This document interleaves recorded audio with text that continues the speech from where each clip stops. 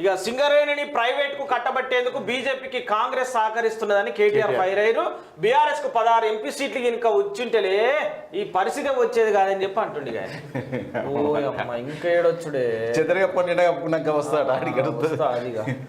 Alpha హోటల్లో పాడైన mutton chicken. సికింద్రాబాద్లోని పలు హోటల్లో రెస్టారెంట్లపై ఫుడ్ సేఫ్టీ టాస్క్ ఫోర్స్ అధికారులు ఆకస్మిక దాడులను నిర్వహించారు. సికింద్రాబాద్లో ఆల్ఫా హోటల్లో పాడైపోయిన మటన్తో బిర్యానీ చేసినట్టు గుర్తించారు. బాపు తినకుర్రి సికింద్రాబాద్ అల్ఫా హోటల్ మొత్తం పాడైపోయిన మటన్ చికెన్ అంట. సికింద్రాబాద్ అల్ఫా హోటల్ అల్ఫా అని పోతారుగా, మరి పానాలు ఉఫా అయితే అల్ఫా ఉఫా అయితే హోటల్ చూడ అల్ఫా హోటల్ పేరుగాంచిన హోటల్ పాడైపోయిన చికెన్ మటన్తోనే పెడుతురట కొడుకులు. మంది మీద మంది సొమ్ముతోని వాళ్ళు పైసలు సంపాదిస్తారు, మంది పానాలతో లెక్కే లేదు ఆ కొడుకులకు.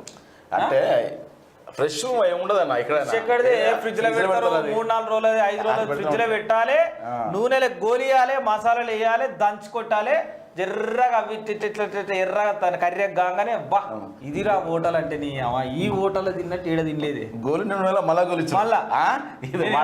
హోటల్లో ఉన్న రుచి ఏడ దొరకదు. మళ్ళా వాడు పాసిపోయిన అన్ని పెడితే జర్ర ఇంట్లో ఉప్పు తక్కువ జర్ర కారం ఎక్కువ అయితే ఇక రుసరుసలు గుసగుసలు కొట్లాటలు, అమ్మనానుడు పెళ్ళన్నానుడు.